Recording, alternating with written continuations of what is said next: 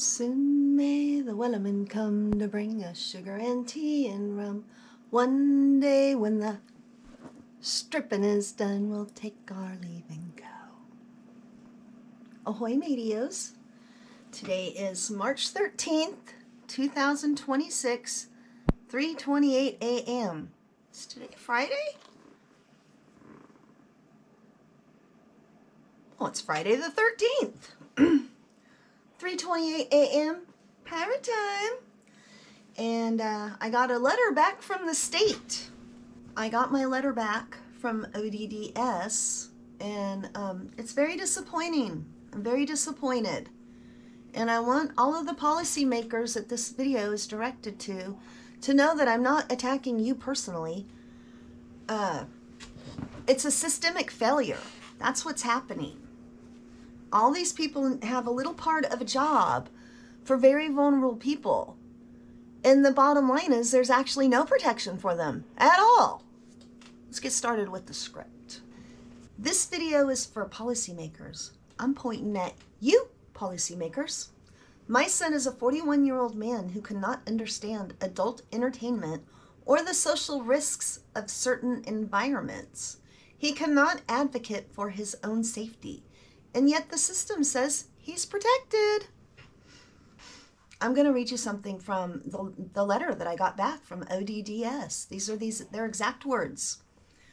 ODDS implements HCBS requirements consistent with federal and state law throughout the entire service planning experience. Our process focuses on person-centered planning, informed choice, individualized risk assessment, and safeguards against abuse, neglect, and exploitation. We expect and hold case management and direct care providers responsible to assess risk, evaluate consent capacity, respect individual preference, and comply with mandatory reporting and licensing standards. Reality check.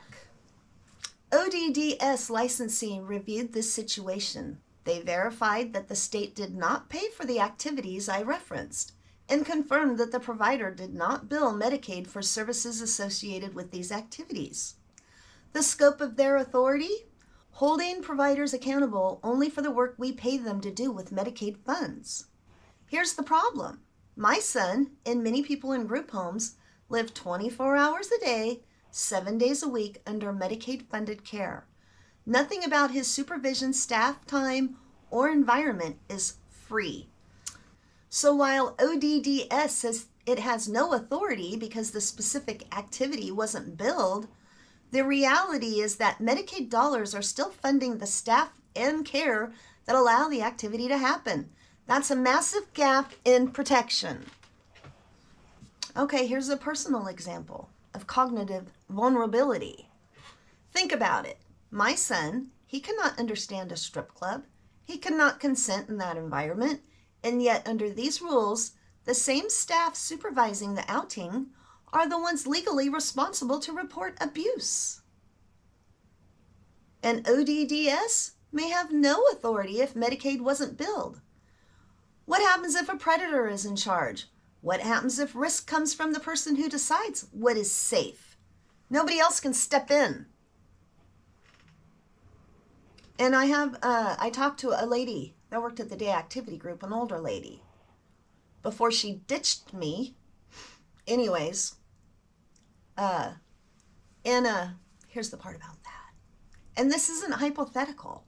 An older woman who worked at my son's day activity group, someone who's been there for years and in the system for years, told me she had called in complaints repeatedly about unsafe practices and nothing was ever done. I even have her on recording saying this. So when ODDS and policy letters say they expect case managers and direct support professionals to assess risk and report abuse, the reality is that even when they do, the system often does nothing. This is not about policy failing in theory. It is policy failing in practice. And this isn't just Oregon. My friend in Minnesota, her daughter was in a group home. And she tried to report that she was being sexually abused, and nothing has been done. It has not been dealt with. It's not a mistake. This is a systemic flaw all the way across the whole United States. Vulnerable adults are left completely exposed while the people creating the risk are also the ones deciding whether abuse exists. And sometimes the agency that is supposed to oversee them cannot intervene at all because it's technically outside Medicaid billing. These people. There is a conflict of interest baked into the system. The providers supervise the environment, create the outings, and decide whether abuse occurs. Clients with cognitive disabilities cannot report for themselves. Guardians and parents can report. Well, you see what happened to my reports. They've all gone absolutely nowhere. That's why I'm here on this ship. Guardians and parents can report, but often the system relies on staff compliance and nothing happens. This is exactly how predators can operate undetected, and how vulnerable adults like my son remain unprotected. Well, my son is protected because he lives with me, but I'm going to die someday. Then he's going to be out with all these wolves. Policymakers, listen carefully. ODDS promises safeguards, person-centered planning, and mandatory reporting. But here's the truth. The staff who create the risk are also the ones deciding if abuse occurs. And ODDS may be powerless if it doesn't involve Medicaid billing. That leaves real people exposed every day, even though they are living 24/7 under Medicaid-funded care. Independent oversight is not optional. It is necessary. People like my son, people like my friend's daughter, cannot wait for the system to catch up. They are at risk right now.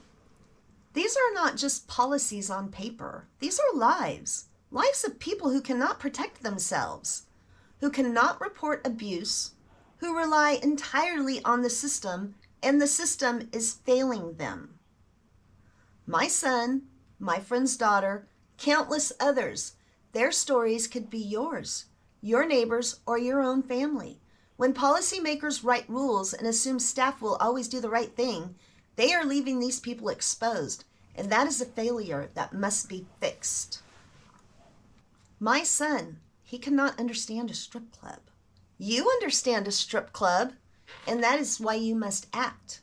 Independent oversight, real protection, not check boxes, because if you don't, real people, people like my son, will continue to suffer, and that is on all of you. So yeah, let's fix these policies. How did it even get to this point? You closed the institutions because the people were so undignified and not treated right, and then you throw them out into the streets with no protection. I tried to call to protect my son. I was told, you're not his guardian. You can't say shit.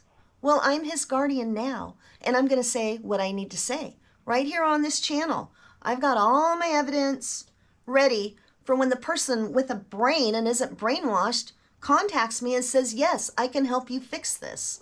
So join my ship, hop on my crew, and I don't know, we're going to fix it. Happy Friday the 13th. Sail away, mateys. Ahoy. See you on the next trip.